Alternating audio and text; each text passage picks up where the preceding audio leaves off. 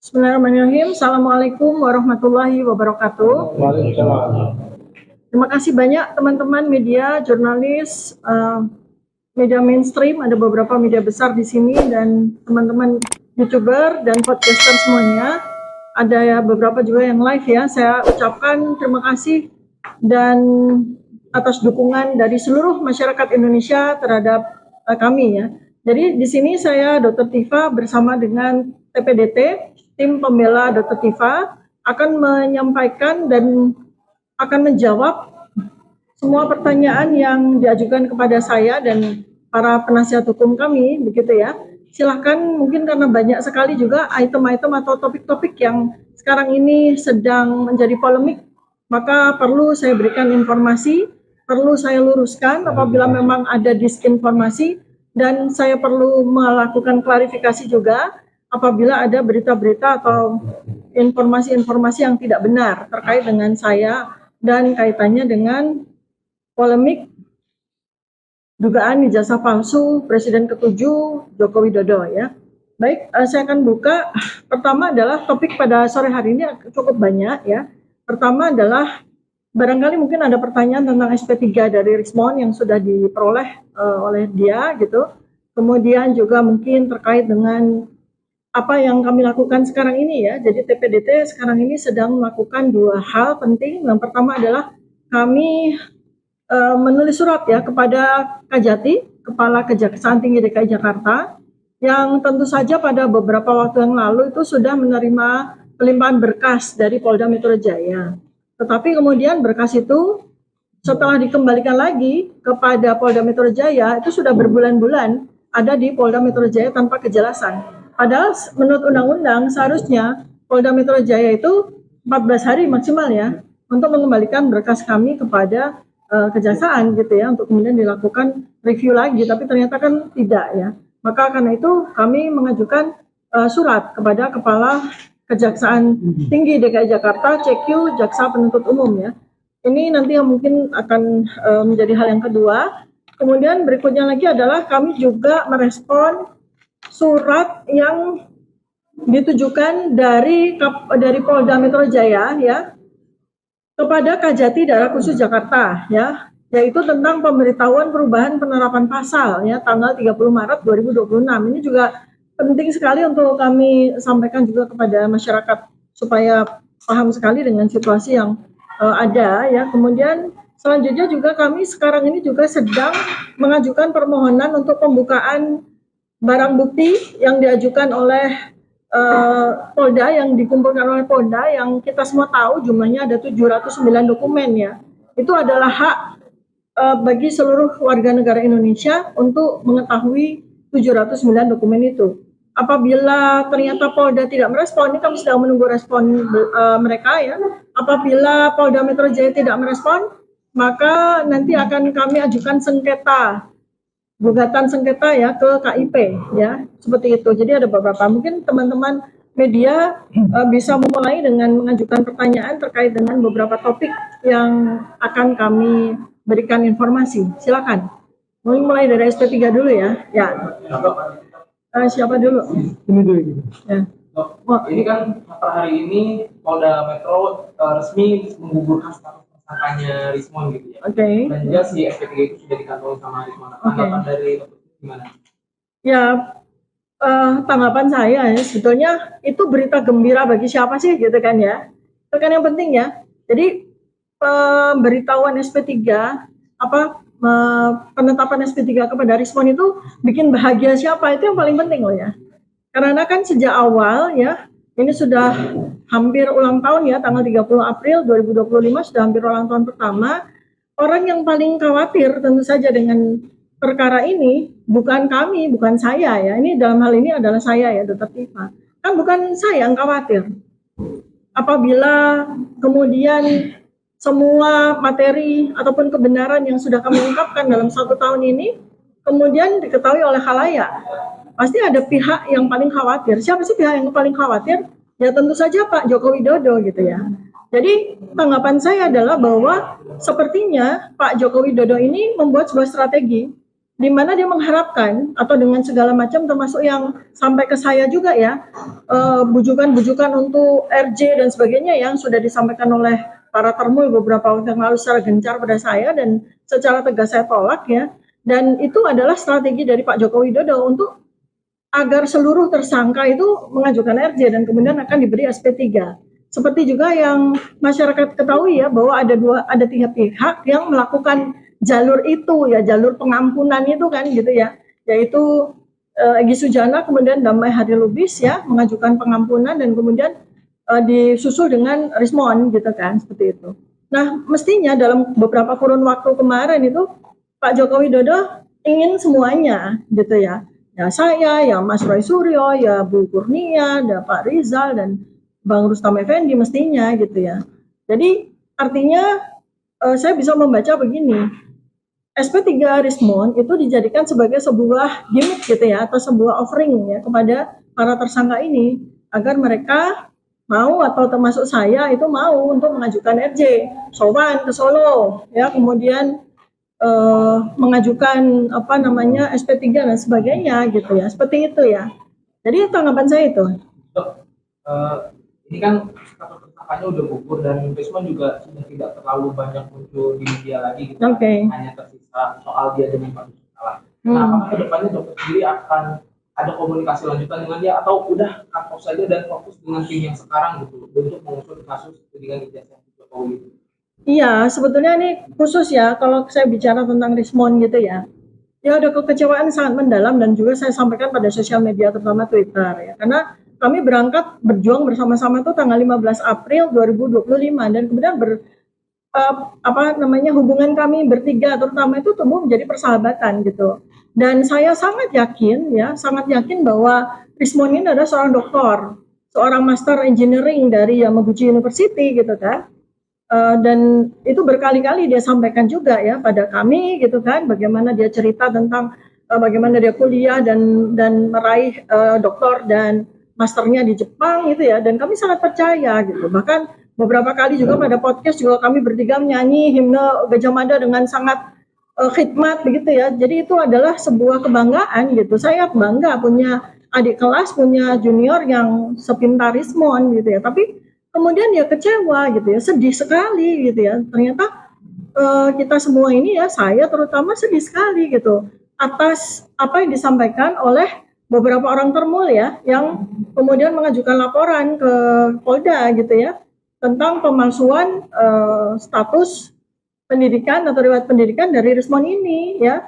Jadi ternyata menurut termul ya, menurut para termul ini kita semua tahu ya siapa mereka, dan kemudian mereka juga sudah beranjang sana ke Yamaguchi University dan ternyata diberikan informasi bahwa memang betul ya gelar dari Rismon ini ternyata tidak otentik begitu ya. Jadi kan saya sedih sekali ya. Apalagi waktu kami membuat surat kuasa ya, ini KTP-nya Rismon ya. Ini saya pegang itu, ini semua kuasa hukum ini juga kuasa hukumnya Rismon, karena selain TPDT tim pembela Dr. Tifa itu juga kami punya bertiga ya, kami RRT itu bertiga dan kami menyerahkan KTP seperti ini kepada kuasa hukum kami gitu ya. Jadi otentik bahwa dia menggunakan gelar doktor dan master engineering, dan ternyata itu menurut beberapa orang saksi mata itu ya termul yang sudah ke Jepang, ternyata ini gelar palsu. Jadi sedih sekali saya hampir sampai dengan hari ini hampir nggak percaya gitu loh. Masa iya sih seorang Rismon memalsukan gelarnya gitu ya, karena itu kan pidana ya, hukumannya 10 tahun, denda 1 miliar gitu. Untuk apa dia melakukan itu gitu loh ya. Itu yang bisa saya sampaikan. Artinya saya sedih sekali, saya sangat kecewa, sedih sekali saya dengan fakta ini. Berarti intinya akan langsung cut off dan tidak akan berkomunikasi lagi dengan dia dalam kasus ini dan lebih fokus dengan tim-tim yang ada sekarang gitu. Apa gimana? Ya memang udah lama juga, kita juga sudah lama sebetulnya tidak punya komunikasi dengan Rismon ya, karena kan dia sibuk dengan Gibrannya gitu kan, sibuk dengan bukunya Gibran Endgame, kemudian dia juga sibuk sekali dengan KM 50, dengan Jessica Wongso gitu ya, bahkan dia juga bikin buku gitu kan, buku yang dia juga share ke media gitu kan, dia sibuk sekali gitu. Jadi saya perhatikan itu pada beberapa bulan yang lalu itu Rismon ini nggak fokus pada ijazah gitu loh, jadi dia fokusnya banyak termasuk misalnya dia menerbitkan buku yang rekayasa barbuk digital oleh Puslapor Polri gitu ya. Buku seperti ini nih dia edarkan gitu ya dengan foto yang jelas dari 3 jenderal ya, Jenderal Tito Karnavian, Jenderal Muhammad Nuh Al-Azhar dan Jenderal Krisnamurti gitu ya. Ini kan buku dia, dan kemudian dia juga membuat buku tepat pada saat kami launching buku Jokowi's White Paper ya, itu dia juga menerbitkan buku dia ya. Itu adalah potongan ya dari buku Jokowi's White Paper ya, tepat pada hari yang sama gitu loh. Jadi dia ini ya buku Jokowi's White Paper ya. Jadi dia itu fokusnya banyak gitu loh, nggak cuma ijazah. Jadi pertama memang kami itu nggak komunikasi dengan intensif seperti dulu ya. Terakhir kapan lo komunikasi? Terakhir itu tanggal 26 Februari 2026 ketika saya launching buku saya nih. Buku saya Otak Politik Jokowi ya. Ini saya launching di sini di restoran ini yang memang biasa kami gunakan untuk tempat rapat dan berkumpul serta konfres begitu ya. Itu Rizwan hadir dan bahkan juga memberikan preface, memberikan beberapa statement begitu ya, seperti itu. Dan kami baik-baik aja, fine-fine aja. Jadi kalau misalnya ada pihak yang melaporkan dia laporan polisi gitu ya, itu bukan urusan kami ya, itu urusan Rizwan. Begitu. Jadi kan dia juga sekarang akan soal gimana pendapat dia akan menantang loh itu soalan tadi. Ya begini loh ya, jadi terlepas dari fakta ya bahwa ternyata Rizwan ini tidak berhak untuk menyandang gelar doktor dan master engineering dari Jepang. Ini berdasarkan informasi dari beberapa orang termo yang ke Jepang gitu ya, dan kita semua juga tahu bahwa mereka itu sudah melaporkan laporan polisi kepada Polda ya, artinya itu kan otentik ya. Saya juga punya komunikasi sedikit dengan para termo itu yang juga saya kenal ya, memang mereka dapat data bahwa memang Rizwan itu tidak lulus dari Yamaguchi dan bahkan ada surat kematian palsu begitu kan, seperti itu. Itu terus terang bikin saya sedih. Ya, kita tidak pernah punya masalah dengan Rizwan. Saya, Mas Roy, terutama kita bertiga era itu nggak pernah punya masalah dengan Rizwan. Terus terang ya, kami ya berdua itu sama-sama punya keraguan, punya pertanyaan besar gitu terkait dengan gelarnya Rizwan beberapa bulan yang lalu. Tapi karena kami menganggap dia sahabat, bahkan kami menganggap dia adik, kami tutupi gitu loh. Kami tutup, kami berdiam diri aja. Kok aneh ya dia nggak bisa bahasa Jepang misalnya begitu. Terus kemudian ternyata ijazah dia warnanya beda dengan ijazah asli Yamaguchi. Kami tutup itu gitu loh. Kami nggak ngomong, kami diam saja. Itu anggap kami nanti Rizwan akan punya penjelasan yang ilmiah begitu ya gitu. Sehingga aneh juga kalau kemudian Rizwan menantang kami dan sebagainya, itu aneh juga. Kita nggak pernah punya masalah dengan dia gitu. Ya gitu. Dia mengajukan SP3 ini karena dia ada titik laporan tentang ijazahnya itu bohong atau bohong. Iya. Ya, saya kan juga saya juga klarifikasi ya kepada beberapa pihak yang ke Jepang kan, saya klarifikasi gitu kan. Nah, saking saya penasaran, saya akan rencanakan untuk ke Jepang juga, ke Yamaguchi University gitu, dan termasuk juga ke Universitas Mataram ya, karena saya nggak mau gitu loh, saya tidak percaya kalau Rizwan itu gelarnya palsu, saya nggak percaya, karena itu saya harus membuktikan sendiri ke Yamaguchi University, saya mau membuktikan sendiri, saya berharap di sana saya ketemu ijazah Rizwan.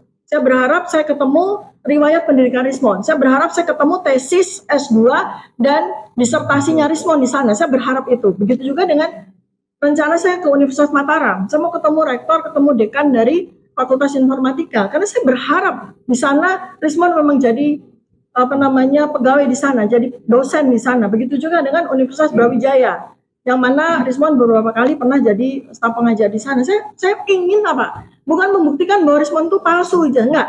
Saya pengen ketemu ijazah asli Rizwan. Karena dia adik kelas saya di UGM, saya nggak mau dia palsu gitu. Ya.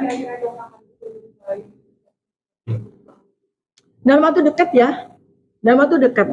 Karena sama ya. Jadi kalau kamu Yamaguchi University tentu saja kan habis Mei ya. Karena kan saya dapat cekal 6 bulan. Terakhir itu Mei 2026 dan sejak itu ya saya akan insya Allah akan ke Jepang untuk melihat di mana Rismon kuliah. Ya. Mau ikut. Dan saya pengen sekali dapat fakta bahwa gelar yang dipasang sama Rismon di KTP ini gelar yang benar. Saya pengen sekali ini gelarnya benar. Jadi Permul tuh keliru gitu. Saya pengen sekali itu. Ya. Kemarin juga dari dokter kan ikut ingat beliau bilang itu dokter kata boleh. Tanggapan dokter Siapa itu? Siapa yang bilang saya ketar-ketar? dokter dari teman-teman ada yang ngomong kayak gitu. Oh, Termul, kan bukan saya yang ketar-ketar. Tanggapan ya, Kalau yang dikatakan Termul buat saya itu apa ya, receh aja sih. Mereka kan biasa melakukan intimidasi seperti itu. Anda tahu deh, 12 bulan ya kita berjuang sejak bulan April 2025 sampai April 2026. Pernah nggak lihat saya down atau saya kemudian jadi ketakutan atau saya mengucapkan statement-statement yang tidak konsisten dan sebagainya? Pernah nggak media melihat saya? Nggak kan? Nah, tetapi yang mencela-mencele, yang tidak konsisten itu kan malah para Termul sendiri kan gitu. Al-Kadir mau bisa ditambahkan silakan. Ya, terima kasih. Saya tambahkan ya. Kita bertopik aja karena ini diskusi yang pertama adalah Rismon Ya. biar tuntas dari Dokter Diva Mujindaka. Jadi intinya begini, Anda kan sudah berkali-kali mendengar bahwa mereka itu menyatakan bahwa 3 orang ini tidak akan diampuni. Bahkan beberapa kali di rakyat demokrasi, kemudian rakyat bersuara, catatan demokrasi dinyatakan demikian. Bahkan salah satu yang nggak tahu ahli hukum atau apa itu menyatakan bahwa saya dapat informasi, saya dapat pesan dari Solo bahwa 3 orang ini tidak akan diampuni, tidak akan direstorasi dan sebagainya. Tapi faktanya direstorasi. Katanya di SP3 kan. Nah, oleh sebab itu seperti Rismon katakan berkali-kali, dia mengatakan bahwa saya ternyata keliru, dia bilang. Ternyata sejak 3 bulan yang lalu saya menemukan fakta baru. Dia selalu mengatakan demikian. Padahal sebelum dia mengajukan restoratif justice ke Barreskrim tanggal 3 Maret 12 hari sebelum itu dia menjadi ahli. 18 Februari dia jadi saksi ahli di CLS Solo. Iya, jadi ahli. Kalau memang 3 bulan sebelumnya dia menemukan fakta baru, berarti yang diucapkan di Solo itu seharusnya fakta baru, bukan isi buku ini. Iya. Ya kan? Itu kan faktanya kan ini. Kedua lagi ini yang dinyatakan dia ini. Kalau sesuatu yang palsu, ya kan? Kalau tidak digunakan, ya belum kena delik, belum kena hukum. Ini faktanya kan sudah digunakan. Dipakai. Pada waktu dia ahli, dia diminta KTP, ya kan? Pada waktu dia buat surat kuasa, alamat ini dasarnya. Ini pidana ini, karena digunakan. Apa benar? Kemudian prosesnya ini kita juga akan menyusuri di kecamatan ini apa benar, ya kan? Apa instansi di situ atau otoritas di situ mengeluarkan ini. Apakah betul ada surat pindah? Ya kan? Jadi banyaklah artinya perbuatan-perbuatan yang dilakukan ini melanggar hukum. Termasuk tadi bikin sebagai ahli di persidangan, ini jelas dia dikenakan sebagai sumpah palsu. Ada pasalnya. Nah, dia berani banget gitu. Berani sekali. Apalagi baru-baru ini kami dengar disuruh menyetop beredarnya buku ini. Emang dia sendiri yang menulis. Buku ini ada 3 penulisnya. Ada 3. Kenapa? Kalau memang dia mau mengganti, silahkan buat buku sendiri. Tidak bisa dia menghentikan ini. Karena menurut 2 orang ini, ya kan, ini memang konsisten dan memang benar tulisan ini. Jadi nggak bisa dengan satu pihak mengabaikan 2 orang itu, dia katakan ini harus ditarik. Nah itu berkali-kali dia katakan. Ya. Ya kan? Dan jangan lupa, buku ini ya tidak semuanya dijual. Buku ini bahkan lebih banyak diberikan gratis. Ingat nggak Rismon pada waktu buat buku apa itu? Endgame. Dia mau ngasih DPR 1000 buku gratis. Begitu juga dengan buku ini. Jadi tidak semuanya dijual. Itu fakta. Oleh sebab itu, ya begitulah Rismon. Ini tambahan dari saya kan. Ada mau tambah? Ya, sedikit SP3. karena ini menarik, SP3 ini kita kembali ke panggung lagi, ke lapangan lagi, karena setelah Lebaran isu itu kan berada di pinggir ya, Dok ya. Tidak balik lagi kepada isu tentang ijazah apakah asli atau tidak. Yang kedua juga tentang betul atau tidak ada pencemaran nama baik. Isu ini yang sebenarnya yang core-nya, jadi yang intinya. Sementara yang lainnya pinggir-pinggir terkait dengan rekayasa foto Dr. Viva atau yang lain, itu kan hal yang bukan yang core-nya. Nah, dalam hal ini ketika bicara tadi SP3-nya Rismon, kita seolah ditarik kembali kepada inti, apakah ijazah itu asli atau tidak. Declare tadi dari Rismon misalkan, Jadi asli bahwa ijazahnya. dari halaman buku itu ada 400 halaman yang menurut beliau itu adalah dengan 400 itu bisa menunjukkan bahwa itu asli. Yang awalnya Ini adalah 700 halaman. 700 halaman. Ya. Ini punya Rismon, saya keluarkan nih. 400. Ini bukan 400 halaman ya tulisannya Rismon ya. Hanya 200 halaman. Karena yang 200 halaman lagi itu adalah suplemen. Rumus-rumus dan sebagainya yang seharusnya tidak ditempatkan di tengah buku, tapi harusnya di appendix, di akhir buku. Jadi dia tidak bisa mengklaim bahwa dia menulis 480 buku, ya, 80 halaman. Ya, 480 halaman. Tetapi poinnya adalah klaim bahwa dengan kuantiti yang sangat banyak, maka itu berarti suatu kebenaran. Kemudian menegasikan bahwa keilmuan dari Dr. Viva maupun Roy Suryo yang kemudian ditantang bahwa hanya pendekatan digital forensik lah yang benar. Menurut saya ini suatu penyanggahan terhadap klaim ilmiah bahwa suatu kebenaran itu bisa didatangi dengan banyak tempat, banyak variabel, sehingga kemudian variabel digital forensik kemudian katakanlah ditolak sama beliau, inkonsisten lah. Tetapi kemudian pendekatan neuroscience, pendekatan telematika, kan seorang dokter kan melihat suatu kebenaran berdasarkan gejala kok begini sih Pak Jokowi perilakunya, dan kemudian misalnya Pak JK membuat seorang paling gampang tunjukkan sajalah ijazah. Kan akhirnya suatu hal menurut saya menarik, bisa didekati oleh pendekatan-pendekatan lain. Jadi menurut saya Dok, teman-teman semua, bahwa kuantiti itu kemudian tidak juga menjelaskan kualitas gitu loh. Tadi dokter menyatakan itu seharusnya layaknya ada di suplemen ya Dok ya? Iya, mungkin saya sangat keberatan ya dengan apa yang disampaikan oleh Rismon ya, yang mengatakan bahwa karena Mas Roy itu hanya menuliskan 48 halaman atau 50 halaman itu kemudian tidak bernilai salah besar. Ya, kemudian juga yang menunjukkan bahwa ini Rismon, saya juga jadi bertanya apakah dia benar-benar seorang ilmuwan yang layak memegang gelar ya, karena bagi kami para ilmuwan tidak boleh kita melakukan justifikasi terhadap ilmuwan yang lain yang bukan kompetensi kita. Jadi dari awal ya, saya seorang neuroscientist begitu ya, itu saya teguh kepada ilmu saya. Lalu siapa yang kemudian melakukan validasi terhadap ilmu saya? Ya neuroscientist juga. Jadi seperti dua saksi ahli yang sudah hadir, yaitu Profesor Zainal Mutakin dari Universitas Diponegoro dan Dr. Ridho Rahmadi.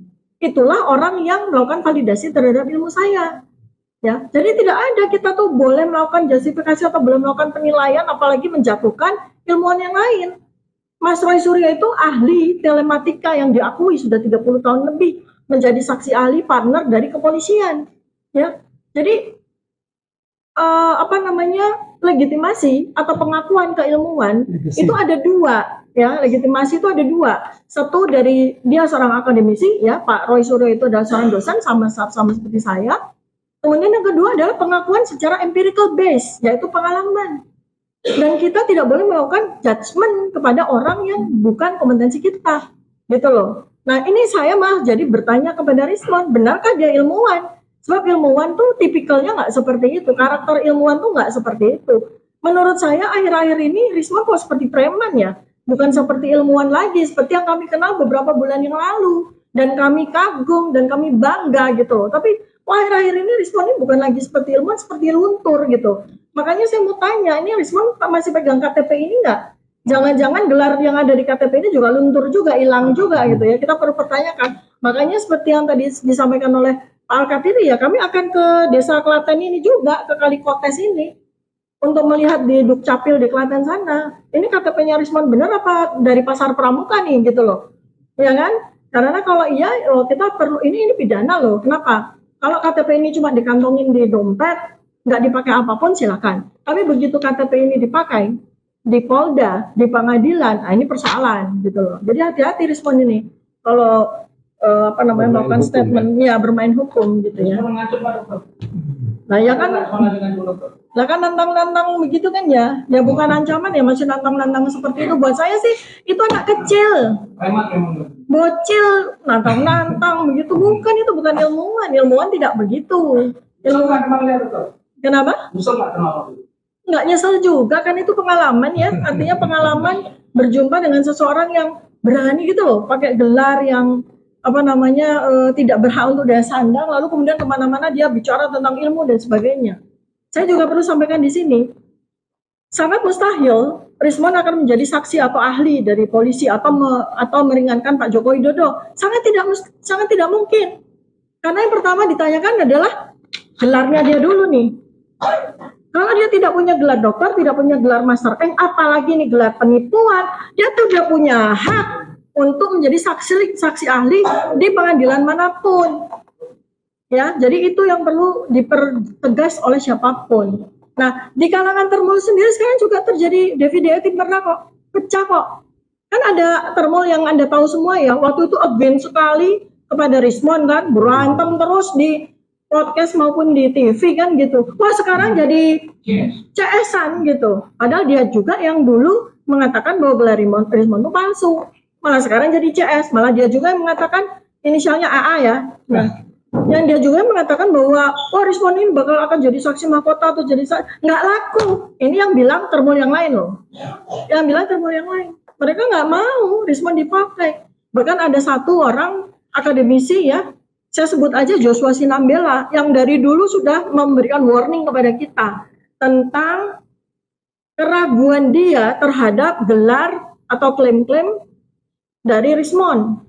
Nah, saya karena dulu berteman baik dengan Rismon, ya saya bela mati-matian kan gitu. Tapi sekarang saya menjadi melihat bahwa ada kebenaran yang disampaikan oleh Joshua Sinambela, apalagi dia sendiri langsung ke Yamaguchi University gitu loh.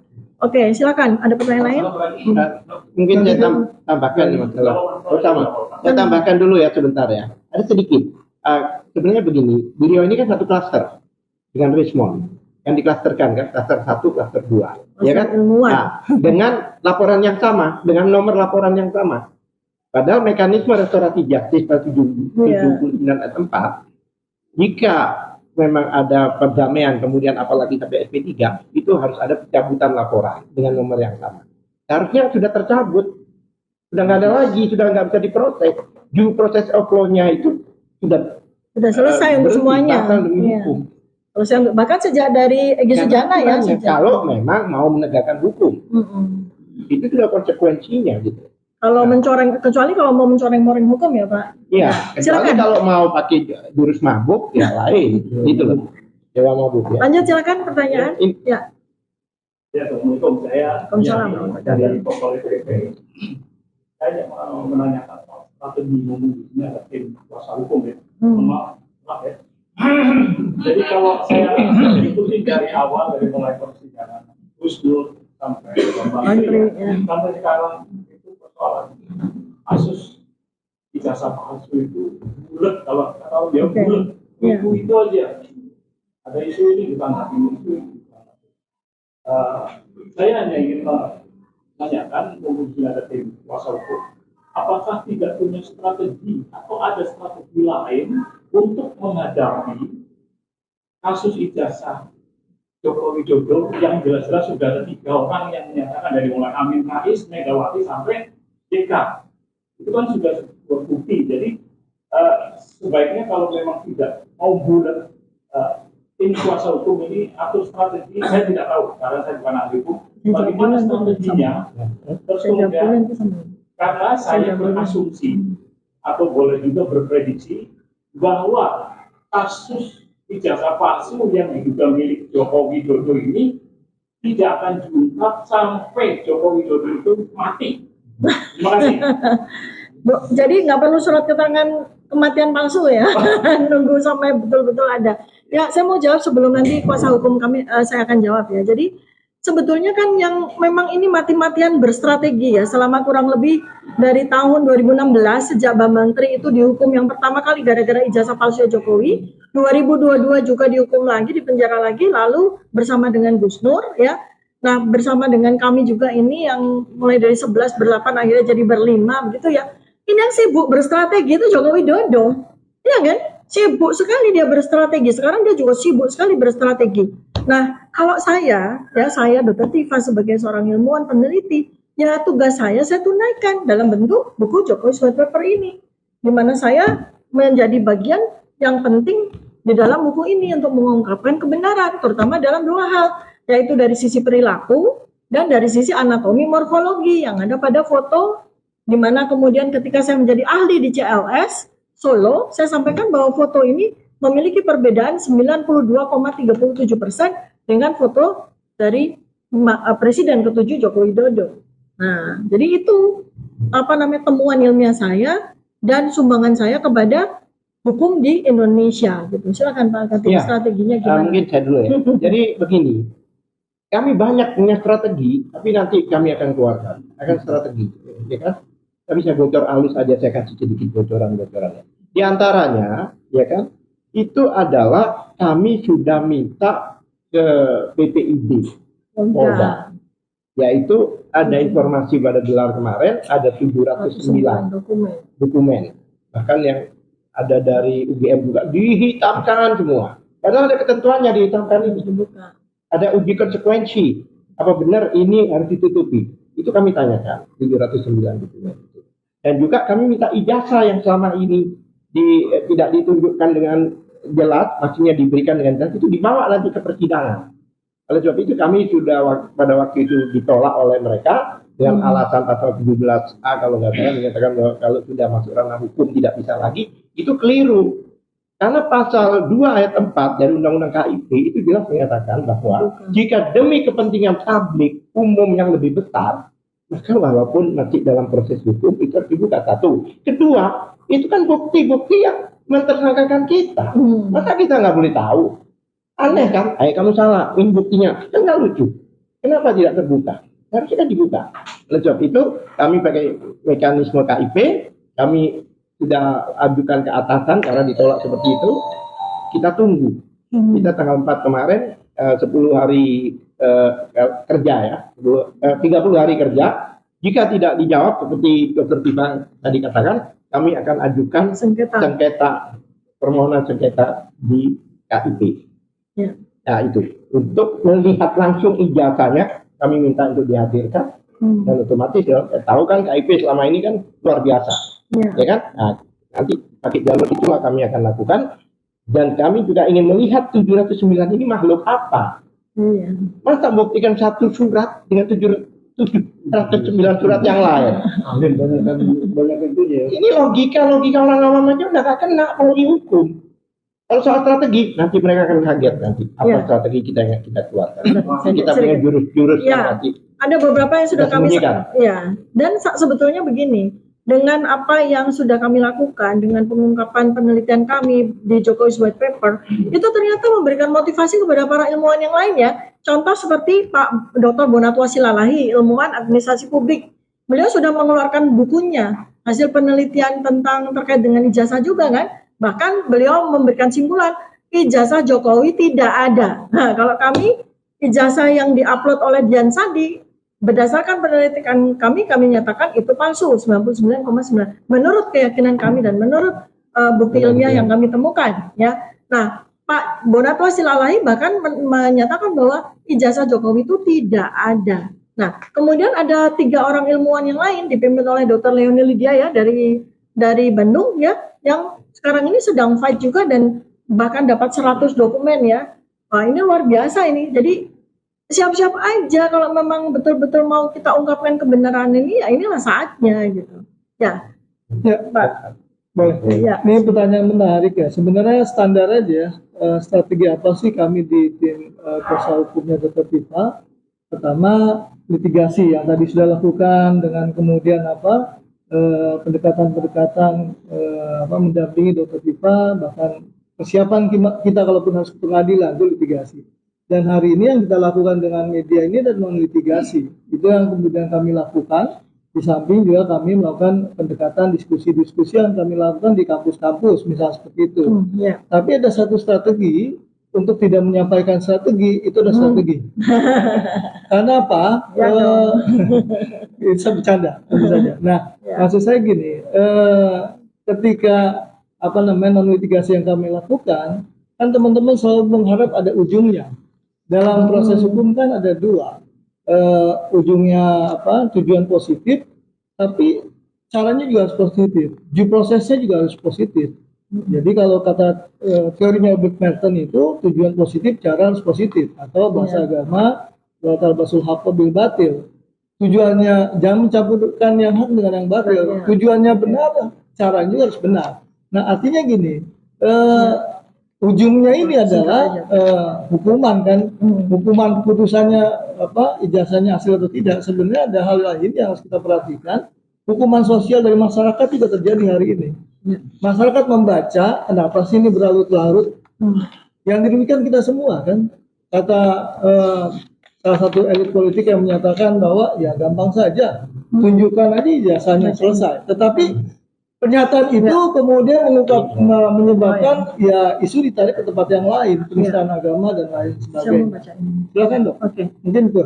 Ya, ini kesempatan sebelum ada pertanyaan lainnya, saya mau membacakan surat yang kami ajukan kepada Kepala Kejaksaan Tinggi DKI Jakarta ya, perihal permohonan penghentian pra penuntutan P19 ya. Jadi dengan hormat saya Tifauziah Tiasuma ya, alamat dan sebagainya diwakili oleh koordinator oleh nasihat hukum kami ya, yang dikoordinatori oleh Pak Abdul Al-Katiri ya. Dengan ini menyampaikan permohonan penghentian pra penuntutan atau P19 dengan alasan sebagai berikut.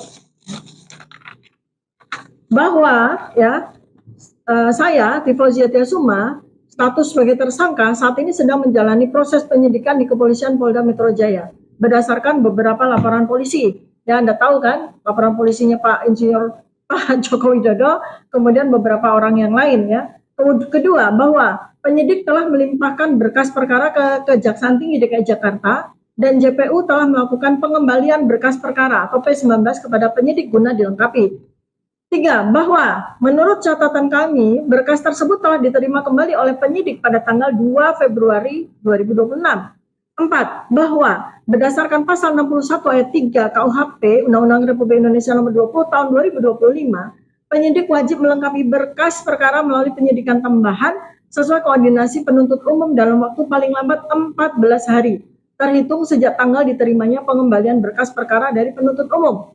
5, bahwa terhitung dari tanggal 16 Februari 2026 hingga tanggal surat ini dibuat 16 April 2026, penyidik telah melampaui waktu 14 hari, namun belum mengembalikan berkas perkara tersebut kepada penuntut umum. 6, bahwa keterlambatan ini merupakan bentuk ketidakpastian hukum dan kelalaian dalam memenuhi petunjuk jaksa penuntut umum. Berdasarkan alasan-alasan tersebut di atas, kami mohon kepada Bapak Kepala Kejaksaan Tinggi DKI Jakarta untuk menghentikan pra penuntutan perkara atas nama Tifauziah Tiasuma, saya sendiri selaku tersangka. 2, memerintahkan penyidik menghentikan penyidikan karena tidak terpenuhinya kelengkapan berkas dalam tenggat waktu yang ditentukan oleh undang-undang.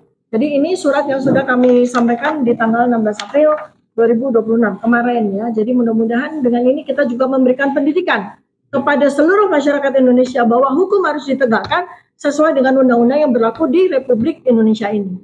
Kadang dengan akan diterbitkannya SPDP tadi mungkin oleh Kejaksaan Tinggi, karena ini kan sudah ada luasan.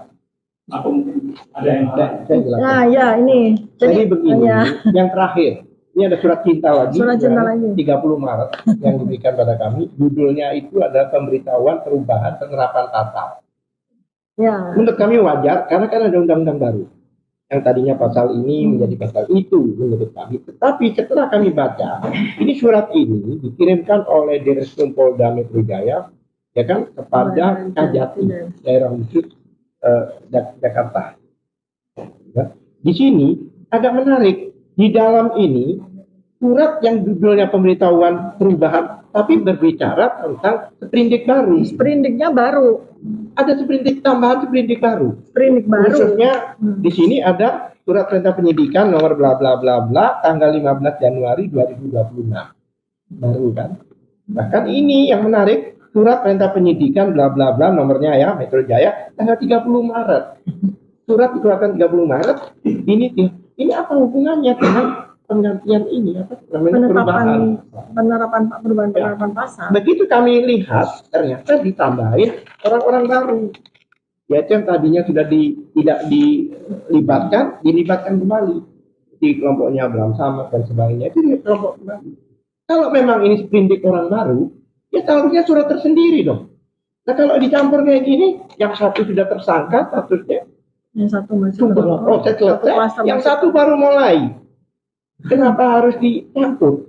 Ini yang saya tanya, apa dasarnya? Perkap kek, undang-undang kek? Nah, kami tidak mengamati, ini hal yang aneh. Kemudian di dalam mentersangkakan mereka itu sudah jelas dengan pasal yang sudah ditetapkan. sejak waktu awal. Awal. Sejak saksi dari Tapi dengan perubahan ini ada tambahan pasalnya pasal beda baru. lagi gitu loh. Ada tambah pasal baru. Kan seharusnya nggak boleh. Jadi Oh, ini ini- sepertinya trikinya Polda. Jadi surat ini bingung ini Iya. apa Ya, judul ya dan menurut isinya kami ini beda. trikinya Polda. Kenapa? Karena kan kalau mengikuti undang-undang tadi yang sebetulnya saya tuangkan dalam surat saya kepada Jaksa Kejati ya, itu kan artinya sebetulnya berkas kami itu sudah kadaluarsa.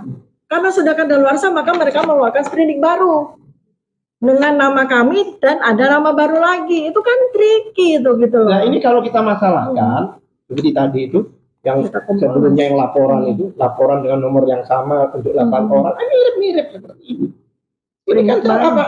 Kenapa dicampur antara Nah, itu terlapor tricky itu, Pak. dan orang yang sudah tersangka bahkan sudah dilimpahkan ke kejaksaan.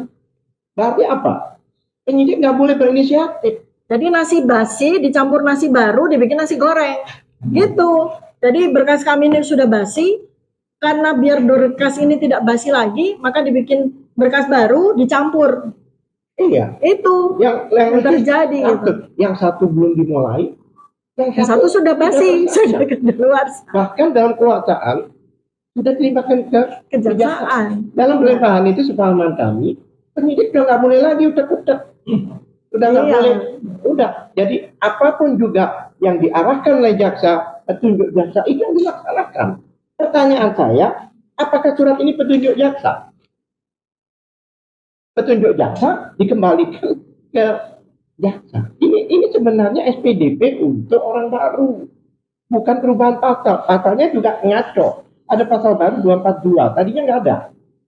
Ada 242 ini terus. Kemudian yang lagi, kalau memang ada perubahan pasal, seharusnya pasal KUHP lama menjadi KUHP baru.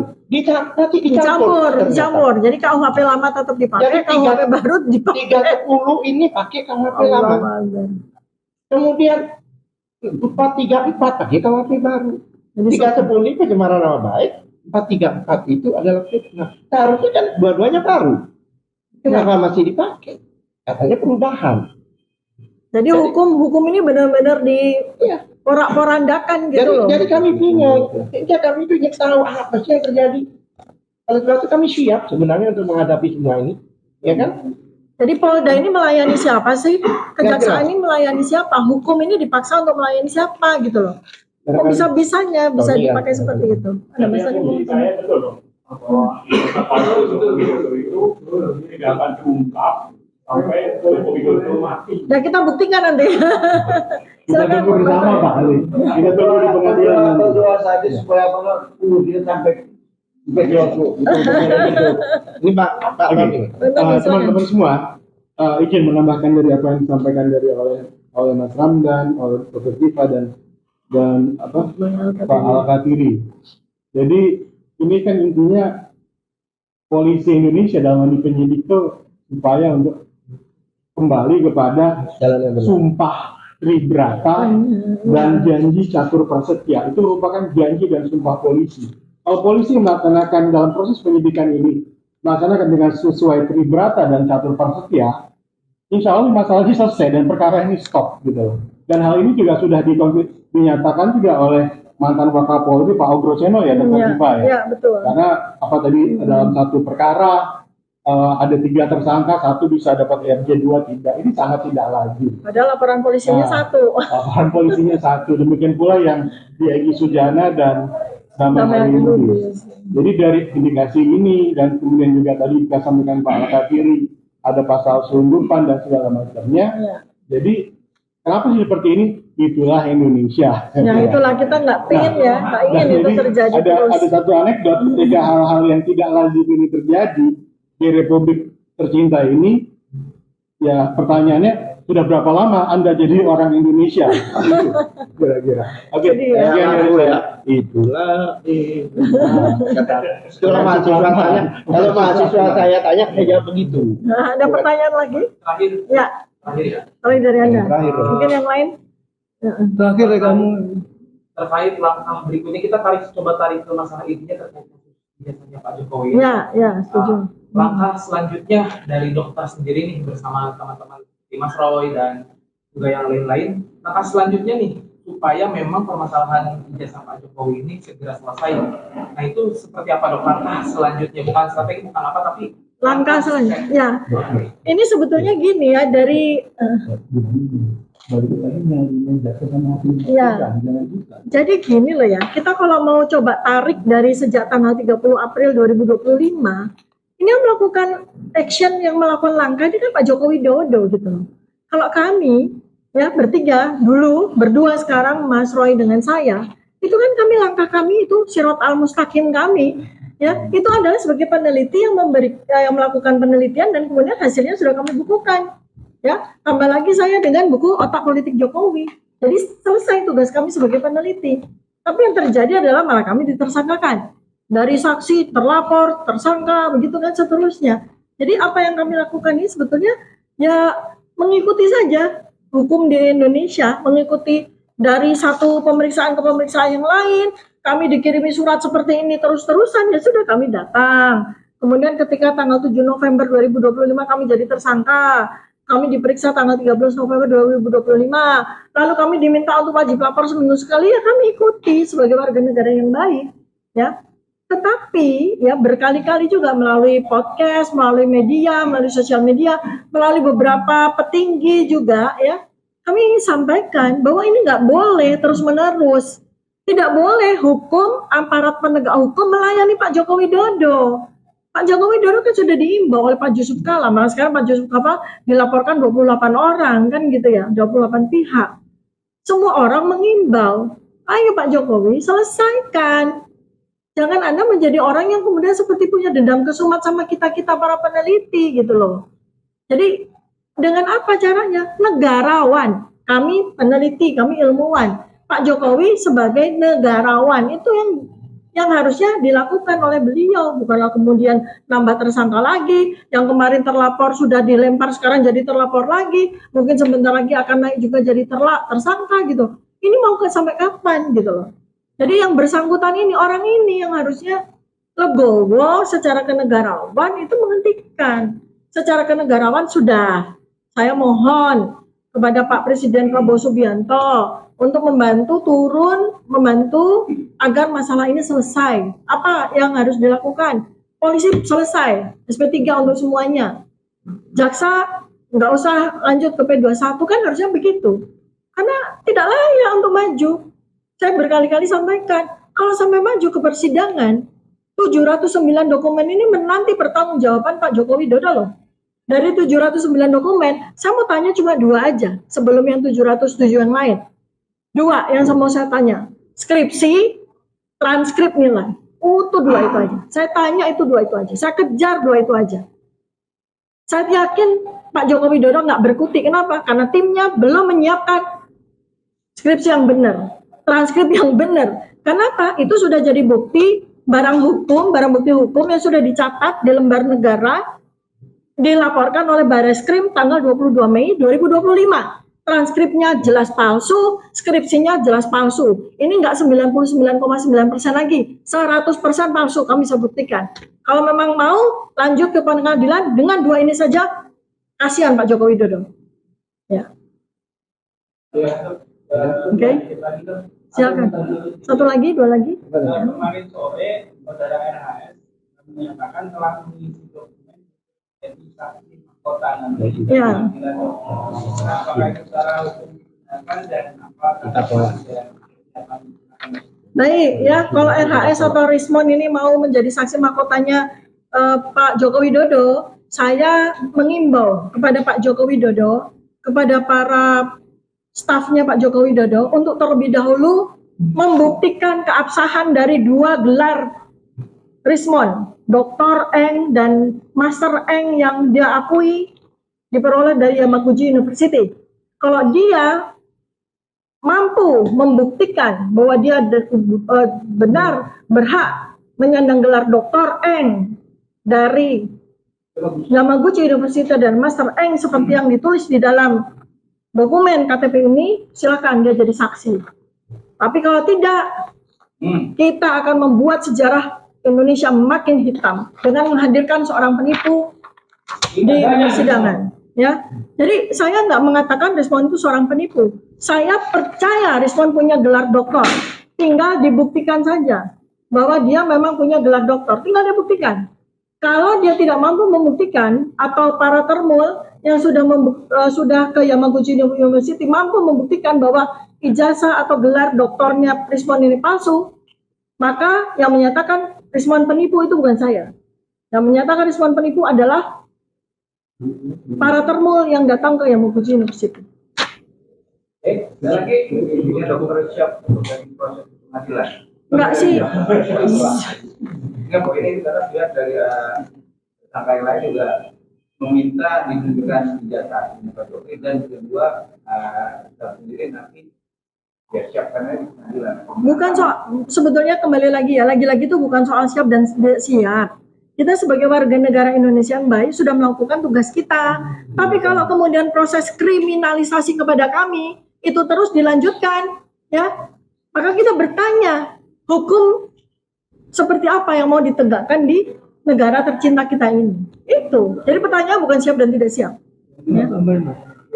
Jadi bukan, bentar. Teman-teman ini selalu berharap ujungnya itu pengadilan, kemudian di sana buktikan atau tidak gitu loh. Padahal proses kita, di proses ini kan penting juga. Jadi di awal diceritakan tujuan positif. Tapi kalau caranya itu mengorbankan hak-hak konstitusi warga negara dalam Dr. Tifa, Roy Suryo, kepastian hukum, keadilan dan segala macam ya harus dilawan. Dan tidak harus di ujung. Tadi sudah disampaikan oleh kawan Al-Katiri misalkan bahwa ketika RJ itu dilakukan semena-mena, itu kan ada asas terkait dengan manajemen penyidikan yang dilakukan oleh Peraturan Kapolri. Saya 2019, saya lupa nomornya. Jelas di sana RJ itu berapa syarat harus dilengkapi, harus dipenuhi. Ketika itu tidak dipenuhi, maka melanggarlah azas terkait dengan kepastian hukum itu sendiri, termasuk terkait dengan penetapan pasal yang berubah-berubah setiap saat. Apakah ini memenuhi asas kepastian hukum? Jawaban saya tidak. Dan ini proses harus benar, tujuan juga harus benar. Jadi jangan kemudian semua teman-teman sampaikan ini siap enggak? Bukan itu. Prosesnya salah, lawan. Ya. Makasih. Terakhir dari saya ya. Saya sampaikan begini. Dari 8 tersangka sudah ada 3 orang yang bebas mendapatkan SP3. Pertanyaan saya adalah apakah mereka kemudian menang? Salah. Mereka itu kalah, pengecut, coward. Betul itu. Demikian yang bisa saya sampaikan. Terima kasih banyak atas atensi dari semua masyarakat Indonesia melalui media-media yang hadir di sini. Terima kasih. Assalamualaikum warahmatullahi wabarakatuh.